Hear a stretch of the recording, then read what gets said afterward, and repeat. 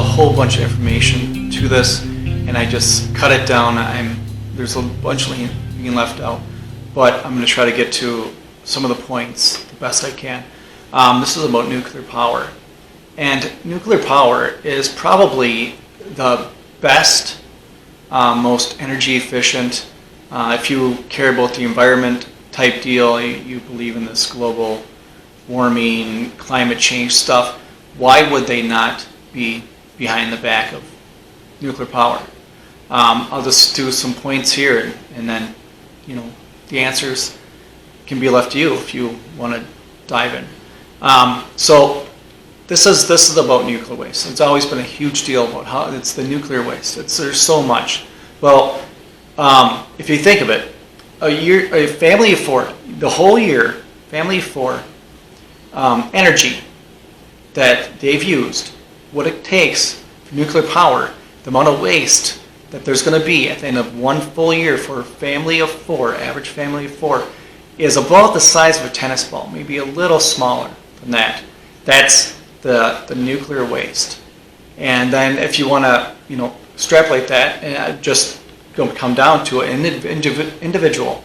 This is just the individual's nuclear, waste you want to call, by how much energy power they've needed, consumed over 1 year. That is about the size of 1 to 2 aspirin tablets. That's how much one person has created. That's 1 to 2 aspirin tablets. So you got a family of four with everything, consider all the energy, all the power they need, everything they've used for the year. That's a little smaller than a tennis ball for the entire year. And then, like I said, 1 to 2 aspirin for an individual.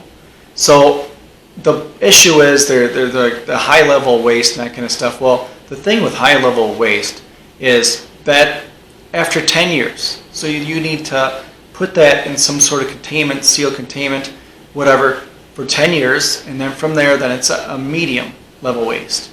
All right, so medium-level waste can be, if people want to store it at their homes, if there's an issue with having, government or any other company storing this stuff, an individual or individual families could store this. And so you got your smaller than a tennis ball size for a year, and if you bring that out, you want to see really what it comes down to. So you have the medium, activity, high-level activity lasts for 300 years. From there, you're at a low-level waste, and that's, after 500 years, the waste is less than coal ash, toxic or a threat, I guess. You can put it that way. So you have, over a 70-year period, we'll just take that family force, over a 70-year period, and so that's 4 people times 70, because each one's living 70 years for the most part, and that equals 280, energy used years we're talking about now. That whole accumulation of the family of 4 over 70 years of each of them, that would amount to about the size of a basketball. And it's about 4.5 pounds, a little under 4.5 pounds, 2 kilograms, is the waste that would be made. So a basketball size, family of 4, over a 70-year period, everyone lived to be 70, has used energy for 70 years, that's how much it is. So from there, if you have it, you put in seal containment for 10 years, and then it gets to medium level. Well, as long as you have some sort of a 2-foot wall, stone wall, steel wall, something equivalent, and you just store it in there in a little box if you want to do generation upon generation. As long as you're 15 feet away or more, you're fine. If you get within 15 feet and you're there for over a minute, then it's about equivalent of getting an X-ray, which that's nothing nowadays, especially considering all the people that are flying and going into these machines that zap you all the time. So we got that, and then going down to why do they say this is so bad? Well, my opinion of it, and I could be wrong, is the big push of the scare because of, nuclear war, that kind of stuff, nuclear power. And then they came out with this movie with Jane Fonda, I believe was in it, called China Syndrome or something like that, and just scared the bejesus out of people. And there was really no rhyme or reason to that as far as truth goes. It was just propaganda, rhyme and reason. That's what it was, for the most part. That's my opinion. So now, instead of doing individual families, if you want to store stuff like I talked about, you could have some townships or cities storing this stuff, and you could just pool together and just figure it out, and that's what you do, generation after generation after generation. And then after so long, I believe it's 500 years, like I said, it's equivalent to being as dangerous as the coal ash. So that's all around us all the time, not including everything else that is poisoning our environment and yourself and myself. We're talking the foods we eat, the fast foods, just all that kind of deal. So I'm talking about this because there's such this push for green energy and green plan, that kind of stuff. But if you really think about it, and you look into it, it's not all it's cracked up to be. It's not all they tell you it is.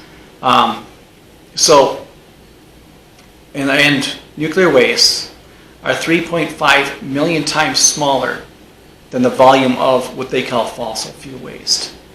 And I want to do a video on fossil fuels later, but so 3.5 million times smaller than that in volume of what they consider fossil fuel waste. So I'm going to go over, I got a few things just to list here. I have notes that I have to pick up, but I'm just going to read a couple things here. Nuclear power provides 9% of electricity in the United States of America. Worldwide, it provides 15 to 19% of the world's energy. One uranium pellet, about the size of your pinky finger, produces as much energy as 2,000 coal pellets, or 1,000 kilograms, that's like 2,200 pounds of burning coal. Since 1973, nuclear power plants have saved at least $44 billion in energy. We have nuclear power, leaves no pollution in the air. The smoke you see is just steam. That's all it is. If you see any, it's steam. No pollution whatsoever. The U.S. saves $12 billion each year for energy costs because of nuclear energy. And this, I believe, has come down a little bit just because of the chains and the handcuffs they're trying to put on this. For every uranium atom split, this is your fission, nuclear fission, 2 more are created. 2 more pop out. What does that tell you? That just tells you that it's self-sustaining and self-replicating. It's an easy thing. It's not like you're making up new stuff all the time. This is just what happens in nuclear plants. We got, surprisingly, no people have died working for nuclear power plants except for Chernobyl. And I believe that was what the China Syndrome movie was on. And that was due just to human error, period. Just to human error. So 50 people had died in that huge accident. It's not very much. I say that lightly because the people did die. But if you compare that to car accidents, everyday events, all the deaths and the dismembership and the injuries, I guess, that are for power lines, for anything to do with windmills, for solar panel stuff, all that kind of stuff, this is minuscule. It's very small. The advantages of nuclear power, a tremendous amount of money. There is no pollution from power plants, like I said. And improved power plants are 2 to 3 times more efficient.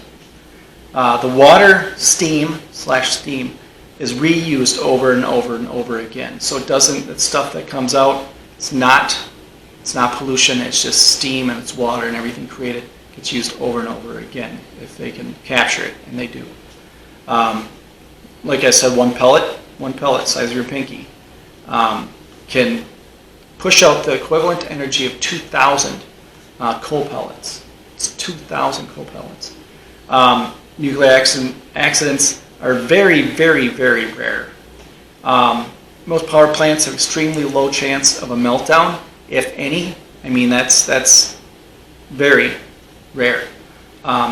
Coal, wind, solar are all less safe, if you want to consider it that way, or dangerous in comparison, period. So I got a couple lists here. My question here is that I got, people are worried about the environment, land usage, landfills, clean air, and if they believe in this global warming climate change thing, I said, why wouldn't everybody or every country be using nuclear? Why? Maybe it's because of cronyism, fascism. Businesses can make a fortune in the green, quote-unquote, business. Windmills, solar panels, light bulbs, etc. Those are the green business. Like I got some examples of the cronyism and that kind of stuff. Governments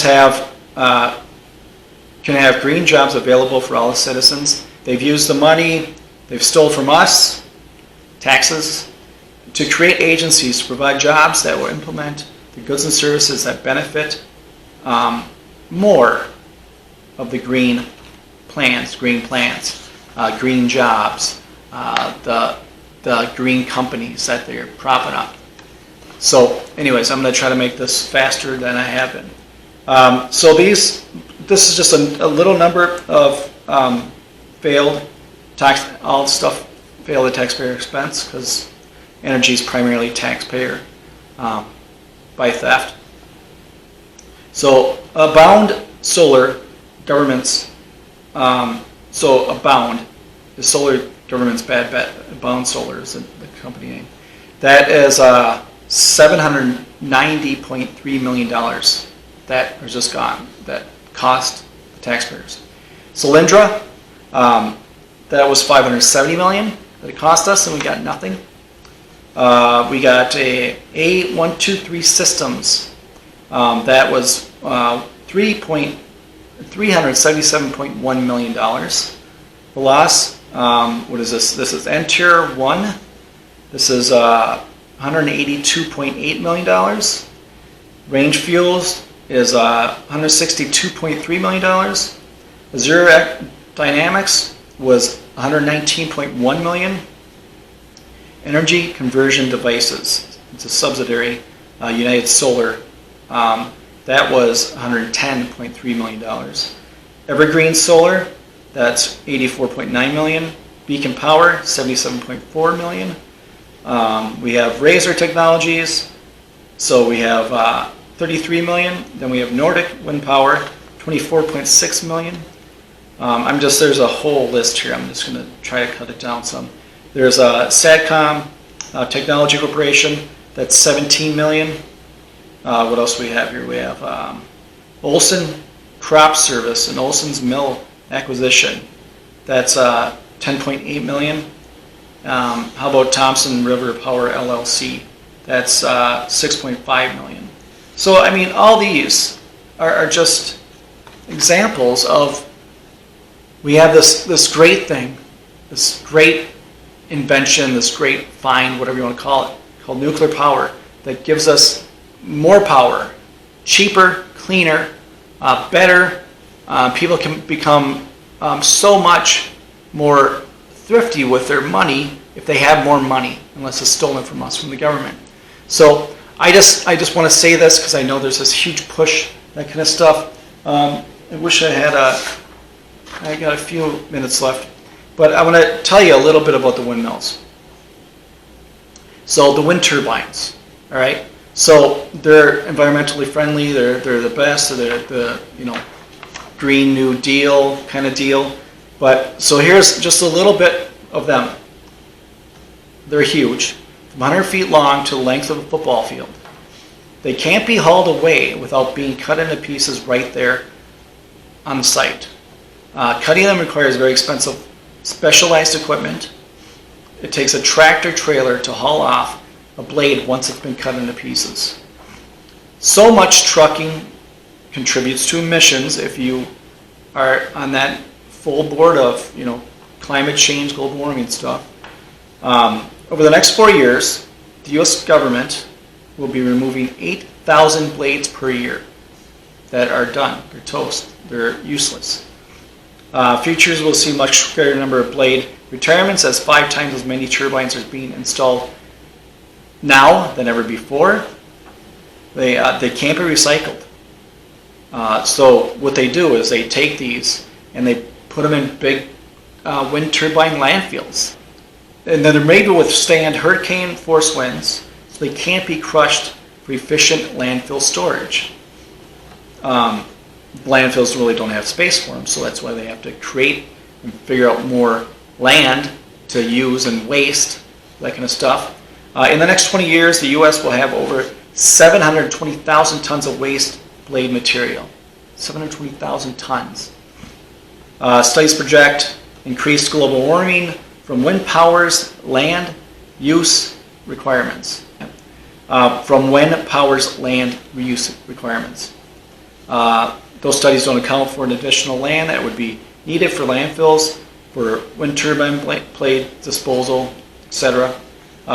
Wind turbines blades are forever waste. It just doesn't go away. It's just forever, unlike nuclear, and unlike a whole bunch of other deals.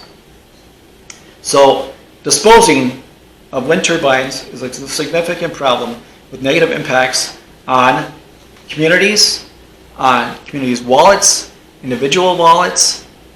You're sort of strapped. If there's no wind, you have no power. Same with solar. If there's no sun, you have no power. I know a few people that just spoke recently that I believe they have 7 acres just dedicated to solar for their home, and that's still not enough for their household. That's it. 7 acres dedicated just solar, still not enough for just their household because it's so scattered. So you have no idea. If the sun's not out, there's no energy. But anyways, I hope this wasn't too confusing. I hope this wasn't too across the board. I'm just trying to cut it down, make it real short, and just get something out there so people maybe think about it or look into it a little more. But as always, if you like this, like, share, subscribe, and stay vigilant. Protect yourself, protect your family, protect your health.